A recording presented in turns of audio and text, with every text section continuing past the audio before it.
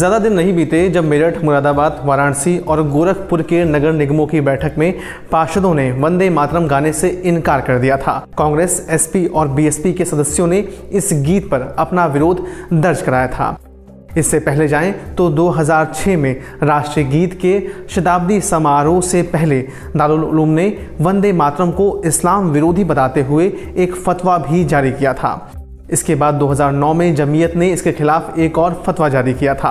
2013 में तत्कालीन बीएसपी सांसद शफीकुर रहमान बर्क तब लोकसभा से बाहर चले गए थे जब वंदे मातरम गाया जा रहा था।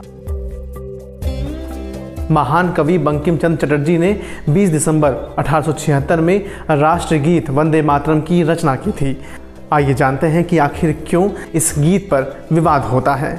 नमस्कार, मैं हूं मुकेश। देश दुनिया की ऐतिहासिक घटनाओं पर आधारित हमारी विशेष पेशकश झरोखा में आप सभी का स्वागत है। अगर आप इस वीडियो को YouTube पर देख रहे हैं तो हमारे चैनल को सब्सक्राइब करें, और अगर आप इस वीडियो को Facebook पर देख रहे हैं तो हमारे पेज को लाइक करना और फॉलो करना न भूलें। आइए आज का सफरनामा शुरू करते हैं।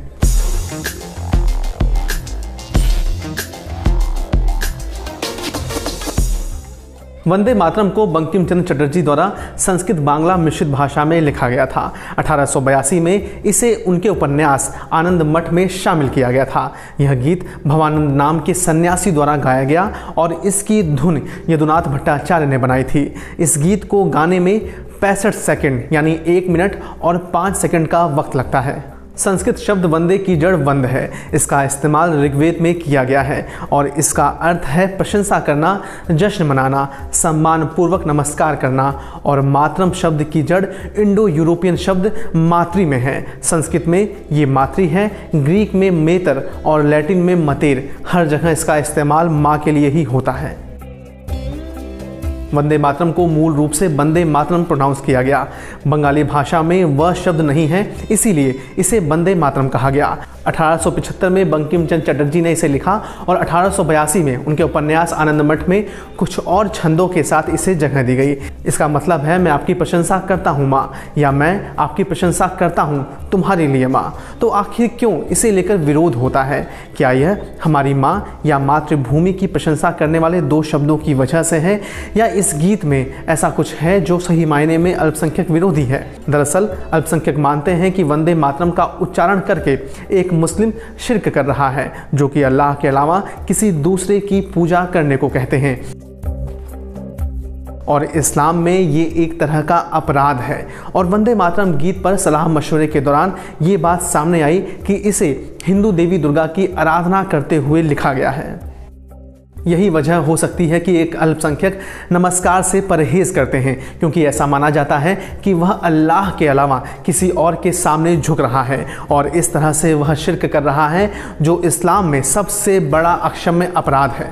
हालांकि वंदे मातरम को लेकर ज़्यादातर प्रदर्शनों की शुरुआत 19वीं सदी की शुरुआत में हुई थी और तब इसकी वजह इस्लामिक नियम नहीं थे। 1908 में ऑल इंडिया मुस्लिम लीग के सर सैयद अली इमाम ने ऑल इंडिया मुस्लिम लीग के सेशन में अपना विरोध जाहिर किया था। उन्होंने कहा था कि मैं नहीं कह सकता कि आप क्या सोचते हैं, लेकिन जब मैं नज़र डालता हूँ तो पाता हूँ कि भारत के सबसे तरक्की वाले इलाके ने वंदे मातरम के सांप्रदायिक नारे को राष्ट्रीय आह्वान के रूप में सामने रखा है।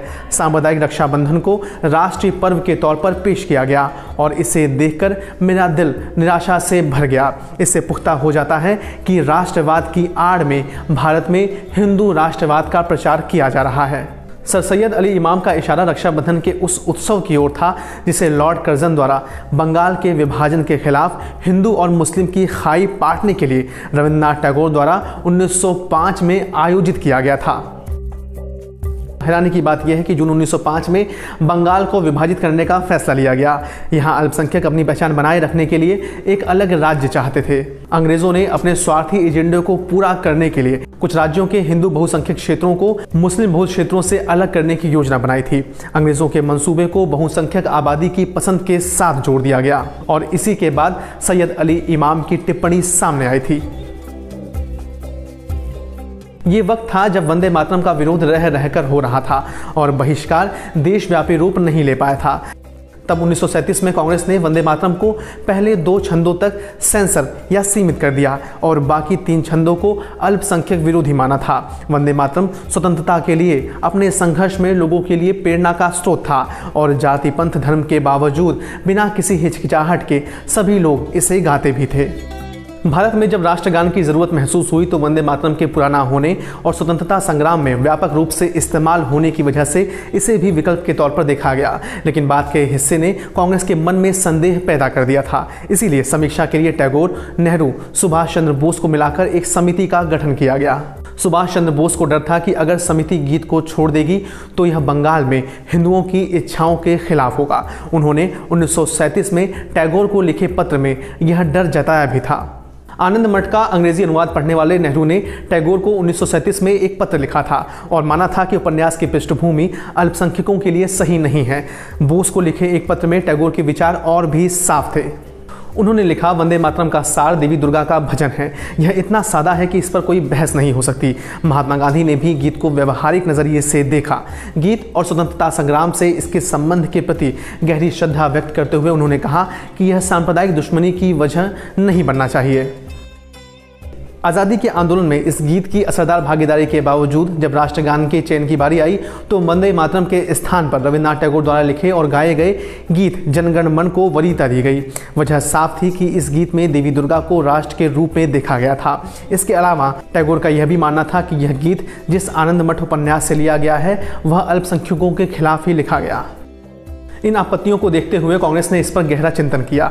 नेहरू की अध्यक्षता में गठित समिति, जिसमें मौलाना अबुल कलाम आज़ाद भी थे, उन्होंने पाया कि इस गीत के शुरुआती 2 पद तो मातृभूमि की प्रशंसा में कहे गए हैं, लेकिन बाद के पदों में हिंदू देवी देवताओं का जिक्र होने लगा। इसीलिए यह निर्णय लिया गया कि इस गीत के शुरुआती 2 पदों को ही राष्ट्रगीत के रूप में इस्तेमाल किया जाएगा और इसके बाद रविन्द्रनाथ टैगोर के लिखे जन गण मन को राष्ट्रगान बना दिया गया और मोहम्मद इकबाल के कौमी तराने सारे जहां से अच्छा हिंदुस्तान हमारा और बंकिम चंद्र चटर्जी द्वारा लिखित वंदे मातरम के शुरुआती 2 पदों को राष्ट्रगीत के रूप में स्वीकार कर लिया गया।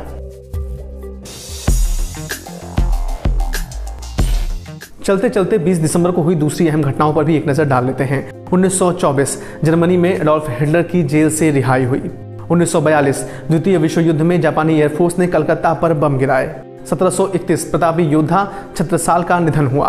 1757 लॉर्ड क्लाइव को बंगाल का गवर्नर बनाया गया। 1955 भारतीय गोल्फ संघ का गठन हुआ। दोस्तों, झरोखा के इस एपिसोड में अभी के लिए इतना ही। मिलता हूं अगली बार एक नए एपिसोड में एक नए अनसुने किस्से को लेकर। आप देखते रहिए एडिटर जी हिंदी।